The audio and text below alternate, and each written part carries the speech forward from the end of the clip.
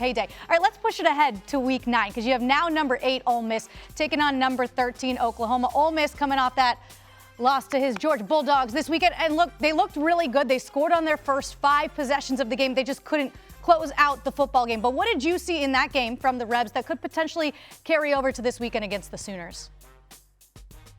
That this offense is lights out, and they're consistently making plays down the field. Like, man, they push the ball down the field, and they're very efficient too. And looking ahead to this matchup, they don't take sacks. And this OU defense has prided itself on taking sacks and allowing pressure to the quarterback. So, Ole Miss has those guys rolling, and it's very much strength on strength. The offensive attack for Ole Miss and the defense for Oklahoma, that's very much showed up. They're just awfully efficient, and really when they stalled in the fourth quarter there, it was because the Georgia DBs were able to, have those pass breakups down the field. That's going to be key for this Sooner defense. Can the secondary show up? Because this offense gets the ball out so fast, I don't think it'll be the Oklahoma defensive line that makes an impact, which is what we've seen so much this season, but it'll be a tall task for the Sooners, no doubt. And go ahead. Oh, I was going to hit him with the other side. Oh, go for it. You need the other side with John Mateer. No doubt. Because they're going up against a really good quarterback. Oh, we got some music there in the background. John Mateer, obviously, they're 1-1. Oklahoma is with him returning at quarterback, but here comes the chunk of their schedule. 5 straight ranked opponents on deck. What are you seeing out of Mateer as he continues to work his way back from that broken hand?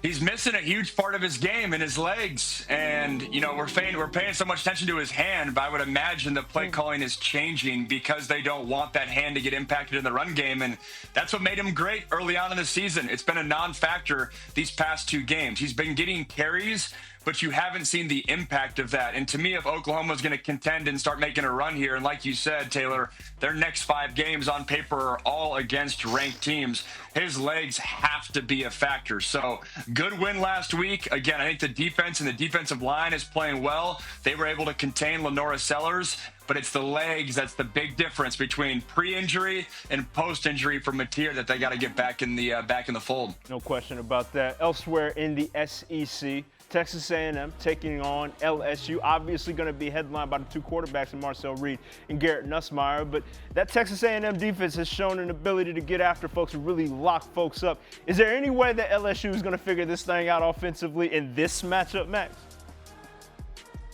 Anytime you got Garrett Nussmeier, you got a chance. Wow. That film last week I thought was really impressive. And I know some people are selling their Garrett Nussmeier stock, but I think they're getting confused with Garrett Nussmeier stock is not LSU stock, and they are not helping anything around Garrett Nussmeier in terms of a run game and protecting him. This dude is an absolute warrior and gave LSU a chance last week versus Vandy. So you got a chance when he's behind center, but it's going to be a tall task. Like you said, the A&M defensive line versus this LSU offensive line, and this LSU offense is just incredibly one-dimensional. It was the case last year. It's the case again this year. There's no threat in the run game, but it's very much hey, Garrett Nussmeier was the top quarterback heading into the season SEC-wise in this season. Next year, that could be Marcel Reed. So Marcel Reed's getting a stage right now where, he jumped from 8th in Heisman odds this past week to now 4th.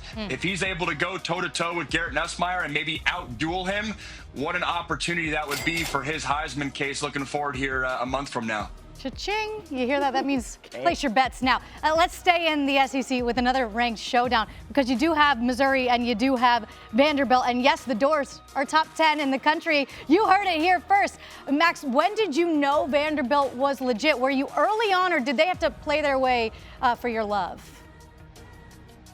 Hey, I'm on record saying back in the spring when Vegas came out with Vandy's over-under win total at like 4.5, I was like, we got to hammer the over. Did we not watch what happened with Vandy last season? I like it. But to say that I was thinking in late October they'd be a top 10 team in the country, I don't know if I was there yet, but the growth of Diego Pavia has been incredible. I mean, last year was all about his legs and run game. This year, he's slinging the rock, and this offense is efficient. He's doing a lot of good things, so I'm definitely a believer in Vandy contending for a CFP spot. That is very much real. I think they have the roster, the talent, the backing to make a run there, and obviously got to take care of business this week versus Mizzou. How about those dang Doors? I know you're a believer in the program as a whole, but Diego Pavia and that Heisman pose that he struck. You mentioned Marcel Reed's odds jumping up, so did Diego's. Are you a believer in the potential of him making a trip to New York and maybe even winning the thing? Why not?